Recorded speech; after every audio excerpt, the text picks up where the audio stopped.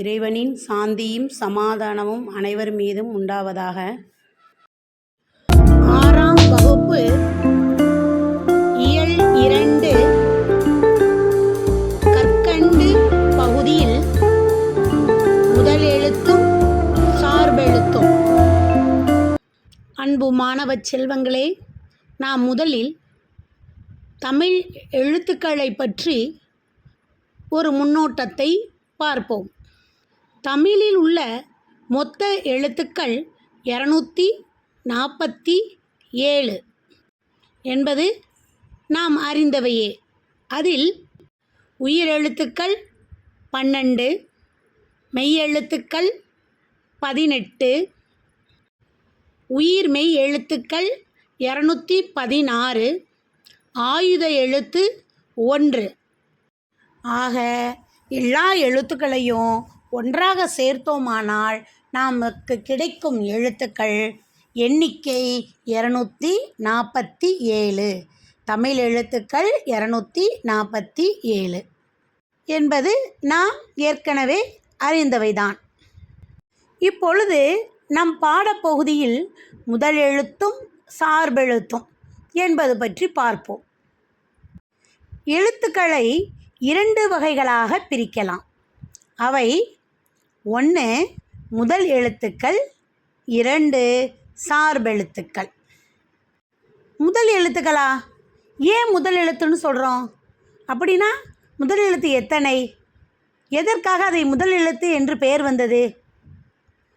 இந்த உயிரெழுத்து 12 இருக்கு இல்லையா, அதையும் மெய்யெழுத்து 18 இருக்கு இல்லையா, அதையும் சேர்த்தால் கிடைக்கக்கூடிய எழுத்து எத்தனை?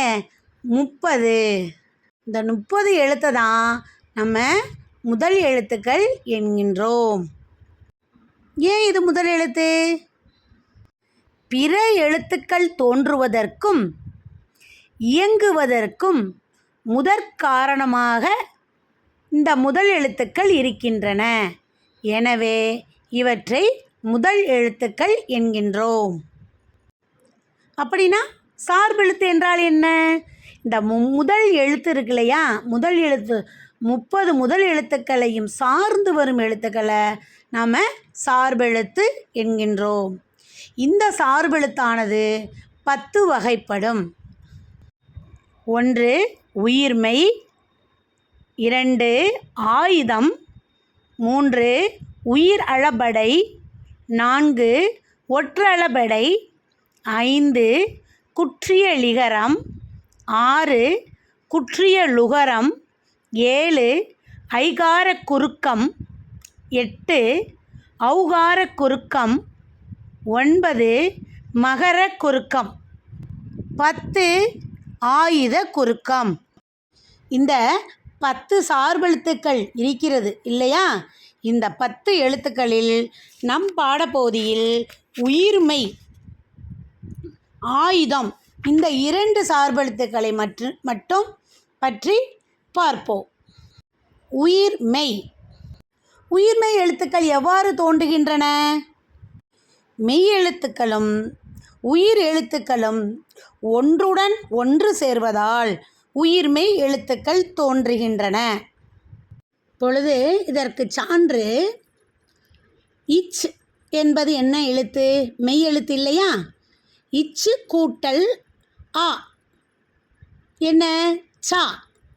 இச்சுங்கிறது மெய் எழுத்தும் ஆங்கிற உயிரெழுத்தும் சேர்ந்தா சா என்ற உயிர்மெய் எழுத்து கிடைக்கின்றது இல்லையா? இது தான் இந்த வரி வடிவம் இருக்கு இல்லையா, மெய்யெழுத்தை ஒத்திருக்கும். ஒலிக்கும் கால அளவு உயிர் எழுத்தை ஒத்திருக்கும். வரி வடிவம் மெய்யெழுத்தை ஒத்திருக்கும் சொல்லும்போது இச்சு மெய்யெழுத்தை ஒத்திருக்கிறது இல்லையா? ஒலிக்கும் கால அளவு சா அப்படிங்கிறது என்ன எழுத்தை ஒத்திருக்கின்றது? உயிர் எழுத்தை சா. இச்சு கூட்டல் ஆ, சா. அடுத்தது முதல் எழுத்துக்களை சார்ந்து வருவதால் இவை சார்பெழுத்து வகையுள் அடங்கும். அடுத்ததாக நாம் பார்க்க இருப்பது ஆயுத எழுத்து. ஆயுத எழுத்து எப்படி இருக்கும்? அதோடைய தோற்றம் 3 புள்ளிகளை உடைய தனித்த வடிவம். இந்த ஆயுத எழுத்திற்கு முப்புள்ளி, முப்பாற்புள்ளி, தனிநிலை, அகேனம் என்ற வேறு பெயர்களும் உண்டு. அக் எப்படி இருக்கான்? நுட்பமான ஒலிப்பு முறையை இந்த ஆயுத எழுத்து உடையது. இந்த ஆயுத எழுத்தானது தனக்கு முன் ஒரு குறில் எழுத்தையும் தனக்கு பின் ஒரு வல்லின உயிர்மெய் எழுத்தையும் பெற்று சொல்லின் இடையில் மட்டுமே வரும். அது என்ன? தனக்கு முன் ஒரு குறில் எழுத்துனா ஏ அப்படின்னு எடுத்துக்குவோம். ஏங்கிறது என்ன? குறில் எழுத்து. தனக்கு பின் வல்லின உயிர்மெய், வல்லின எழுத்து க, உயிர்மெய் எழுத்து கு, எஃகு என்று சொல்லை பாருங்கள். ஏ ஒரு குறில் எழுத்து, நடுவில் என்ன இருக்குது? அக்கணா, அதாவது ஆயுத எழுத்து. ஆயுத எழுத்துக்கு பின்னாடி கு, வல்லின உயிர்மெய் எழுத்து. இதனைத்தான் தனக்கு முன் ஒரு குறில் எழுத்தையும் தனக்கு பின் ஒரு வல்லின உயிர்மெய் எழுத்தையும் பெற்று சொல்லின் இடையில் மட்டுமே வரும் இந்த ஆயுதம். ஏன்னா இந்த ஆயுத எழுத்து தனித்து இயங்காது. முதல் எழுத்துக்களாகிய இந்த உயிர் எழுத்துக்களையும் மெய் எழுத்துக்களையும் சார்ந்து இயங்குவதால் ஆயுத எழுத்தானது சார்பெழுத்து என்று அழைக்கப்படுகின்றது.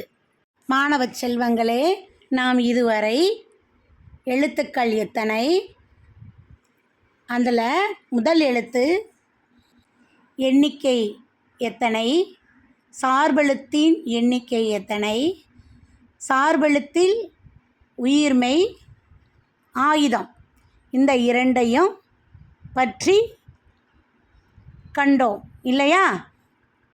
அன்பான மாணவர்களே, நீங்கள் நன்கு கற்றுத் தெளிந்து பயனடைய வேண்டுகிறேன். நன்றி.